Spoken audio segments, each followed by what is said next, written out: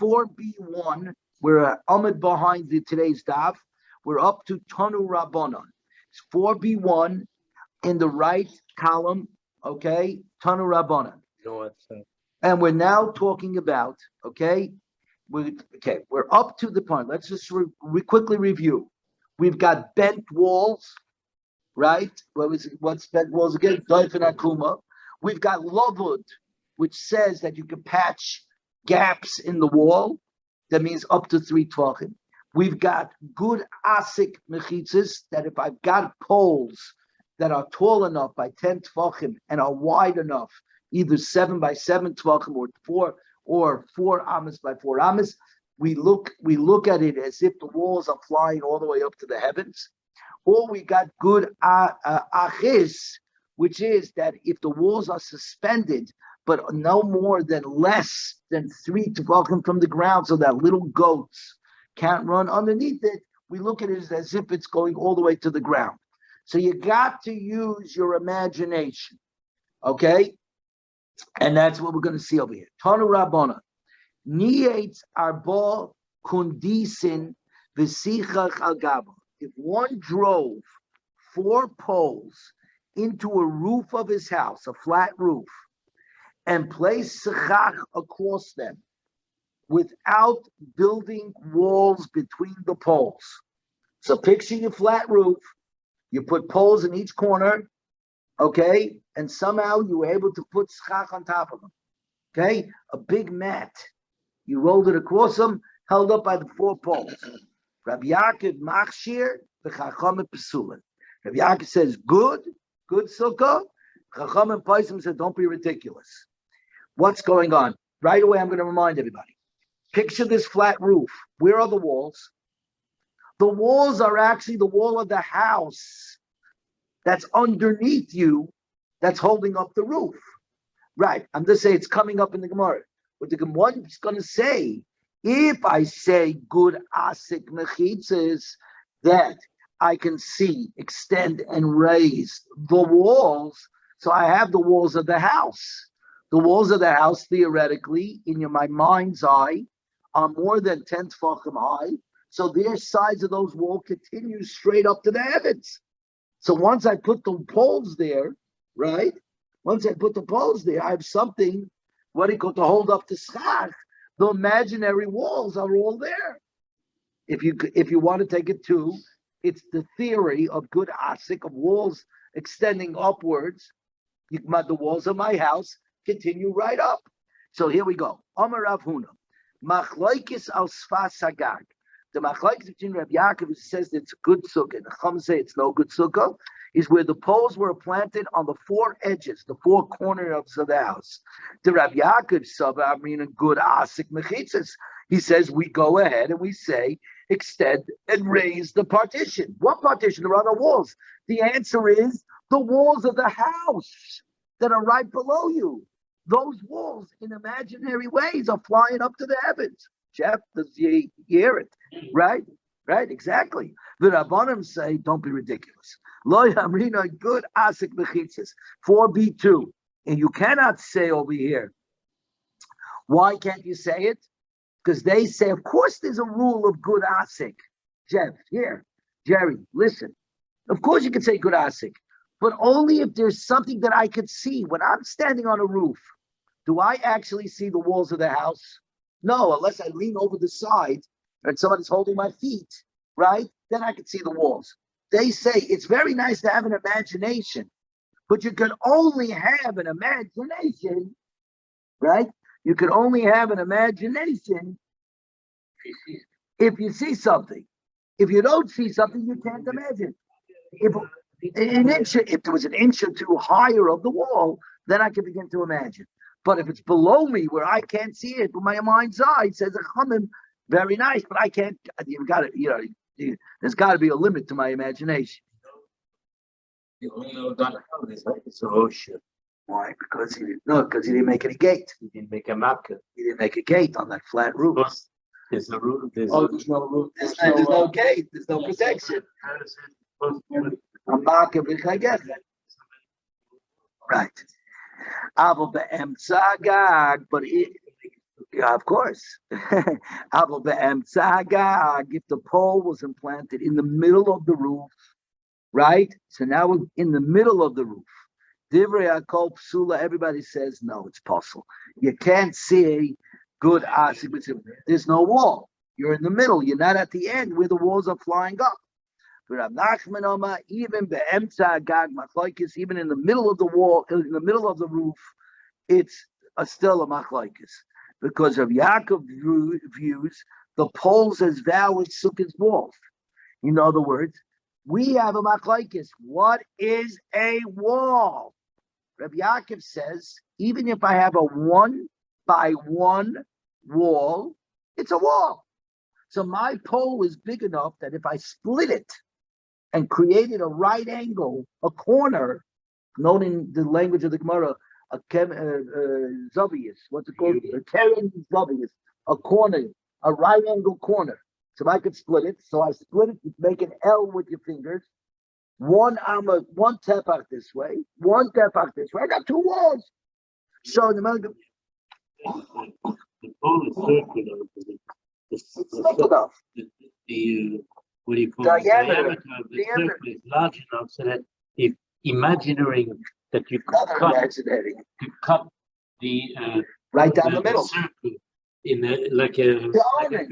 Yeah, the orange. You can end up with one tefach this way, one tefach.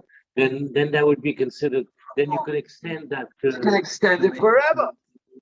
Yeah, there you go. But if the diameter is not large enough. Right, but we're talking about where it's definitely large. But that says Rabbi Yaakov. Chachamim say, don't be ridiculous. A wall has got to be at least 7-by-7 tvach. I got to have one wall going 7 tvach, another wall going 7 tvach. The third wall could be a 1-by-1, but at least two walls have got to look like walls. At least 7 tvachim. My poles are not big enough to make 7 tvachim going this way and 7 tvachim going that way.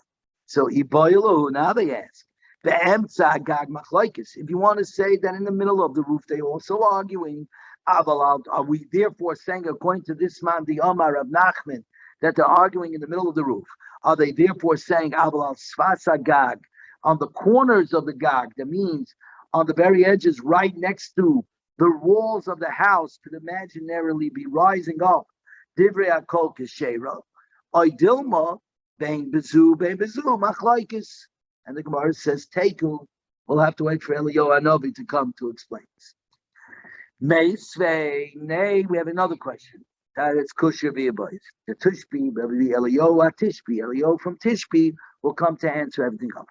Meisvei, Noatz Arba Kundesin Va'aretz V'Sichel Chagab. If one drove 4 poles into the ground and put schach on top of them, into the ground now. Rav Yaakov B'Achshiv Chachamim Paisim. Same thing. Rav Yaakov says good. Chachamim say no good.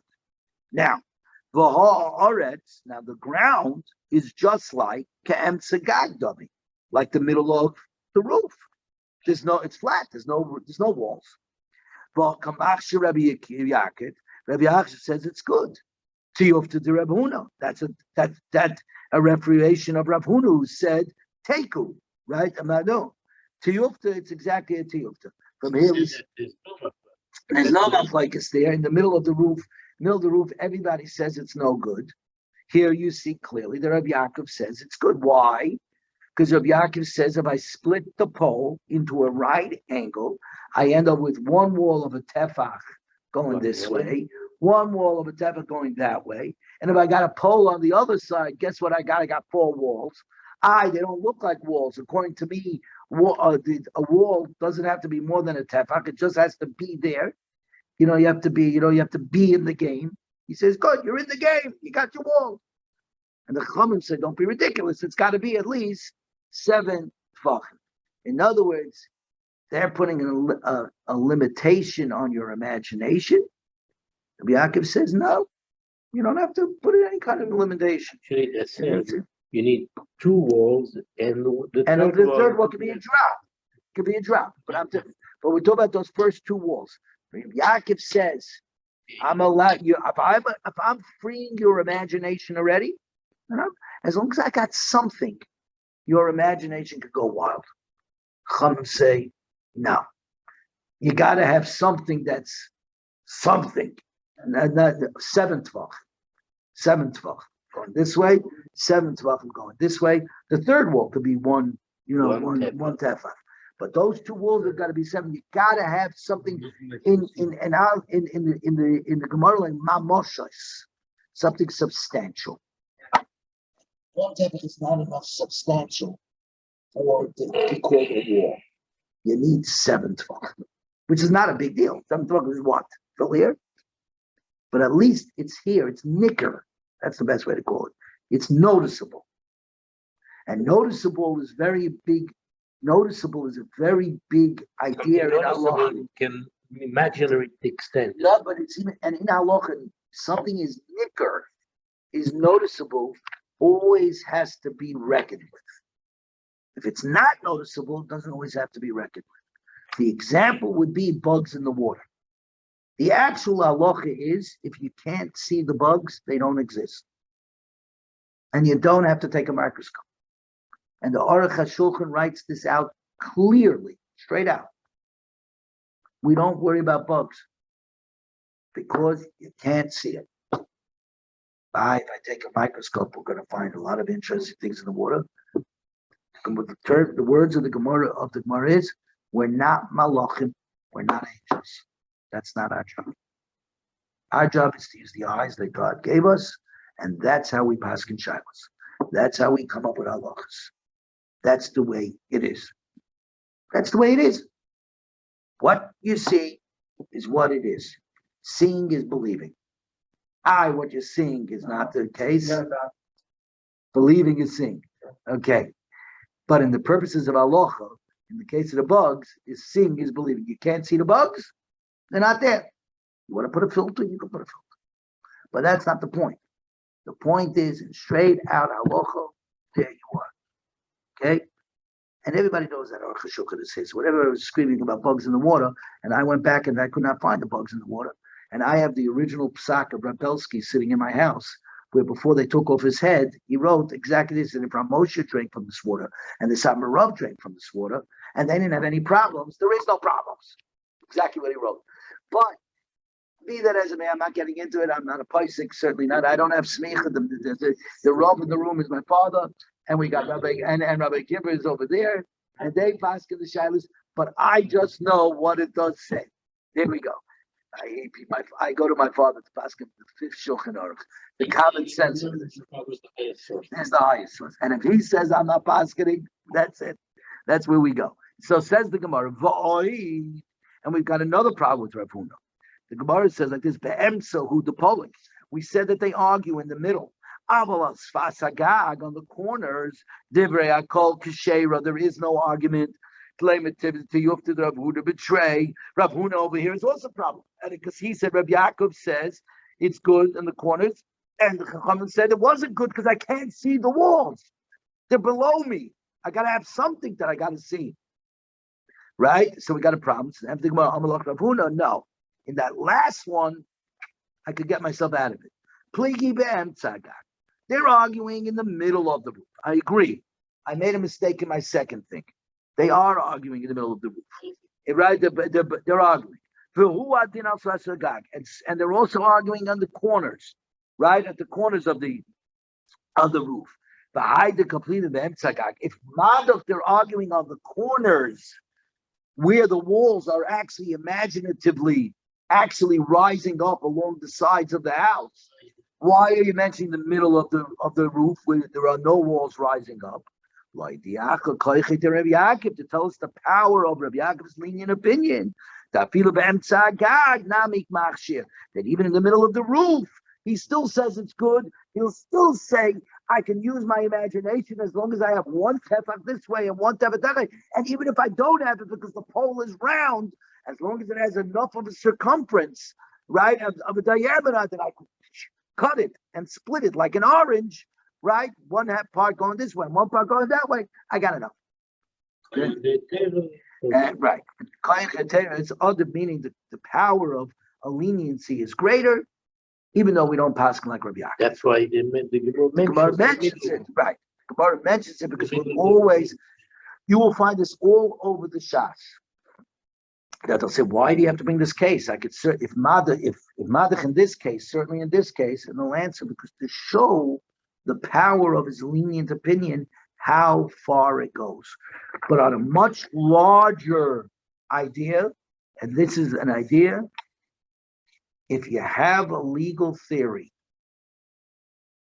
theoretically, it needs to be able to be carried forward in every possible case where you could apply the legal theory. That's what Rabbi Yaakov is saying. Once I come up with a theory that I don't have to see the walls on the edges, pitik, good asik mechitzas, that it's flying up to the sky, that's it. The theory is there that we have imaginary walls. Once I have that, I can now carry it to the middle of the roof as well. The Chachamim therefore said, no. If I can't, you guess it flies up to the wall, but I have to have something there. I have to see something. Something has to be nicker. In order to apply your imagination, you have to apply it to something that's there, right? You can't simply have an imaginary friend. You have to have a friend, and then you can imagine he's your best friend. Okay? There, if you want to put it that way. So, but that rule will apply because there are times when the Gemara goes way off the ranch and brings some cases, like there's a case in Chulin of where one mother is pregnant with a baby and the behemoth dies or gets shechted, and the uber rolls out of the mother number one, the fetus rolls out of mother number one and rolls into mother number two, another cow. The problem with that case, it's impossible. Can't go. You can only go out of the rechem, out of the womb. You can't go into the womb from the outside, right? There's a Gemara that says. I didn't hear the whole case. I said the case was what you had one cow who was pregnant. She got killed or got shechted, and the uber, the fetus, it rolls out. It comes out of the mother and rolls into a cow that's right next door. The case can't happen. That's it. The case can't happen. I always use this case. The case can't happen. But I forgot what the theory was at the time, which we'll get to. The Gemara had a theory, and it was testing its theory against a case that a theoretical, an imaginary case, does the theory still hold? Because if it doesn't, then you don't have complete proof that the theory is right. So are there different degrees of imagination? Like in the middle of the night, I imagine something is there. There is something there. I imagine it as something else. So versus no, then you're nuts. There's nothing there. Versus there's nothing there, and I'm imagining. So something. The answer is in our we live in a physical world. You could imagine physicality. That's what we're saying here, and we do apply this because in Erevin it's a big deal. I told you, caravans. They get to a place on Shabbos. They want to have to be able to carry. So what they did was they stuck 4 poles in the ground and they wrapped ropes around the poles, 3 ropes. So they all had gaps, less than 3 tvachim apart, so that they could say lavud. Imagine they closed, right? And they were, and it's perfectly good. They're allowed to carry it. And the Gemara then goes further and says that's like that. What happens? And how many of those poles do you have? What happens if you have this Karen Zombie? It's 2 over here and 2 over here. And you're somehow able to string the ropes like that. What happens? In fact, it went more than that. Because they used to say the Oila Regolim, the ones who came up for the pilgrimage, for Pesach, Shuas, and Sukkot, they had to water their animals. And you have to feed your animals even on Shabbos. So they'd have a well in the middle, and they would build around the well these right angle corners, right angle poles. And then they said, you're allowed to bring your animal in and let them drink and the whole business. You can carry within that thing. Okay, again, the whole idea behind it. And they had to make it far enough apart so that the wagons could get in. How wide is a wagon? Don't kid yourself. The Gemara talks about this all the time. How wide are wagons? In other words, they went like this because they said not one wagon, 2-way street. How wide does it have to be so that 2 wagons together can pass each other and get through? Which is no different than traffic today. How wide is the lane on the highway? So we can get as many lanes as we could possibly get. The Gemara in many places in Shas discussed because this was a big deal. How wide do you have to make your streets? Anyway, so We go further. B4B3. So in other words, what we're dealing here in Sukkah is a much larger discussion throughout portions of Shas in many different aspects of Torah. Tanu Rabbana. Tanu Rabbana. We're going to stop in about 10 minutes because I got to daven at the 9 o'clock meeting. Nietz Abba Kundisin Be'aretz Sicha Agaba. By the way, Daddy, Jerry, we're probably going to start the shiur at 10 after 8, starting what do you call it, because they started a 9 o'clock minyan, and then I'm going to be joining it. Anyways, Tanu Rabbana. We Charlie knows we have the people coming in from the internet and from the cybersecurity. Let them check our room. Yeah. Check the little conference room. Yeah. Even we're actually in the little conference room right now. Actually, it's working a lot better. I don't know what was going on last week. It's working a lot better, but I'm gonna have them check anyways. But anyways, I need to catch that minion, and you know what happens over here. The minion starts, and it's on steroids. What do you call it? Here we go. Maybe because the door is closed. You're right. Tanu Rabbana. Let's just pick up a little speed here because we got it again. They try to say just the number behind. You drove 4 round poles into the ground and placed chach across them. Now, this is what we just said before. We look at all of them as if we take the round circle, we chisel it out into a square, and now we split it down the middle, so it ends up in a right angle. This is all imaginative. We're creating the L. You can see the pictures in number 19 on the bottom, okay? Which would therefore mean the Yeshbam tefach lekan v'tefach lekan. One tefach going this way and one tefach going that way. V'noidim mishum diyoimon. And therefore they're treated as a double post, right? A corner that goes which way, right? So you have a round pole that you look at as if it's square, as if you split it into and you bent it out. So it turns into a corner, and you got 2 things. The imlav, but if it's not thick enough to be a tefach long wall in each direction, a niduin mishum diyoimid. It's not treated as a double post. The yoim is sukkah tefach. The double posts of a sukkah have to be a tefach long. This is what I've been telling you guys the whole time. 2 of the walls have to be like the halacha, i.e. 7 tefachim this way, 7 tefachim that way, or even according to other shittas, 4 amas one way, 4 amas another way. And the shalishis, the third wall, afilu tefach, only needs to be a tefach long. Next ruling in the Mishnah. Now we're going the other way. It's not 10 tefachim high. That's it. It's not 21 inches high. Minolon, how do I know it? We learned Rabbi Chanina, Rabbi Yochanan, Rabbi Chaviva, Miamastu. They all taught. Kulam say the Mayit. In the entire order of Mayit, okay, that means from Shabbos all the way to Mayit Cut, all the way from the Sechta Shabbos, all the way to the small Yom Tif, i.e. Chalamayit, right? Kol bi high zuga. Whenever all this group is mentioned, Rabbi Chanina, Rabbi Yochanan, Rabbi Chaviva Mas, right? Chalufei Rabbi Yochanan umali Rabbi Yonason. Take out Rabbi Yochanan and put in the name Rabbi Yonason. Anyways, Oren, the holy ark in the base of Mikdash, Tisha was 9 tefachim tall. The kapiris and the thickness of the covering on top of the ark was a tefach. So equaling 10 tefachim. Harei kanasar, you got 10 tefachim. Fixed, and it says, and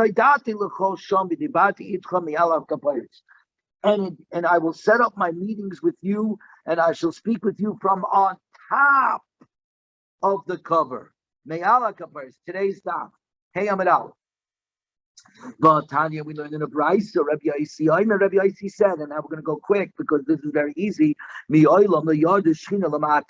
divine presence never descended into the human domain. And in fact, I didn't say what that is yet. And Moshe and Eliyahu never went up into the heavens, i.e., therefore, as my father just stole my thunder, the ark being 10 tvachim, and God was me'ala kapiris on top of the cover. That means 10 tvachim high is where the human realm stops, and the heavenly realm begins. But he was 20 amas high. So it was 10 amas high. 10 amas high. Amas high. Nonetheless, you counted from where your feet are. Always. Not where your head is, where your feet are. Okay? So, okay, now let's go over here. Now, since the divine presence never descends and God is on top of the Orin, it means that 10 Tavachim is the partition. That's the partition between the human and heavenly realms. Right? The Gemara below yard, the Shechina didn't go down, and God descended onto our Sinai. And the Gemara it means it descended to above 10 Tfachim, above the mountain. But it's written in the days of Mashiach that on that day his feet, by Gog and Magog, his feet will stand on the Mount of Olives. Again, again, when it goes above 10 Tfachim. Again, I'm done moving through this because there's nothing for me to say on this, because when it happens, we'll understand it. Until then, it's all conjecture. But Moshe and Eliyahu did not ascend to the heavens. And Moshe ascended to God. He went up less than 10 tefachim. And Eliyahu ascended to heaven in the whirlwind. That's the famous whirlwind. When they say, they went up in a whirlwind. Right? Now you know where it came from. He went up in the whirlwind, but it was less than 10 tefachim.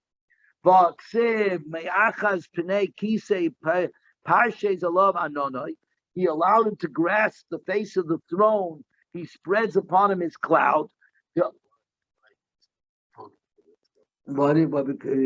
the Malachim were jealous. Yeah. Oh, right. They wanted to throw him out. He was afraid. They were going to kill him. Grab the throne, which is similar to if you grab the Mizbeach. Remember, the Kohen cannot be pulled away to be held to come to court, right? Even if he murdered somebody. If he's doing the Avodah, he can't come down if he's holding on to the Mizbeach. So, because the Malach didn't want the Torah to be given to human beings. They wanted for themselves. So they were intending killing Moshe. Of course, that's very hard to understand because the Torah is all about Mitzrayim, and Rabban Shalom says that to them. You were ever slaves of Mitzrayim. You were never slaves in Egypt. The heavenly iron dome. The heavenly iron dome. Nice.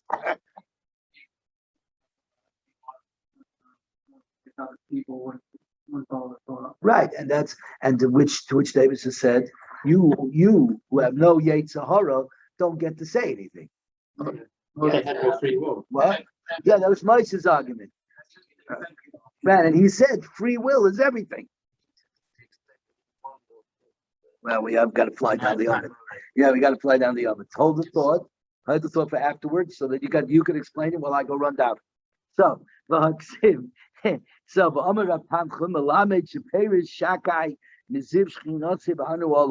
it teaches that the Shakai, the Almighty, spread some of his radiance of his presence and the cloud upon Moshe. Where's the throne? Up in the heavenly realms. Lamata Me'asara, the throne descended, and he, what do you call it? So pray to become. We didn't get to that yet. It says he allowed him to grasp the face of the throne, so he had to be a 10. No. The throne descended to right above 10 tefachim. Moshe was standing on the ground and reached up and grabbed it. To answer Brad's question, that means his hand went above 10 tefachim, and Moshe himself, and Moshe was himself 10 amas tall. Right? The answer is you go where your feet are good. Are you grounded? Or is your head in the clouds? Now you know where it came from. The statement, don't have your heads in the clouds, put your feet on the ground. Bang, it's a Gemara, now you know where it came from. Gemara in Sukka. It says, Bishlema Aron Tisha. Great that the Aron was 9 tefachim tall. Diksiv also Aron Atzishitim Umasayim Bachetzi Arkad Amo. And it was what they call it. The Chatzi Roch B'Amim B'Am Chatzi Kamosa, which totaled 6.5, and if each tefach was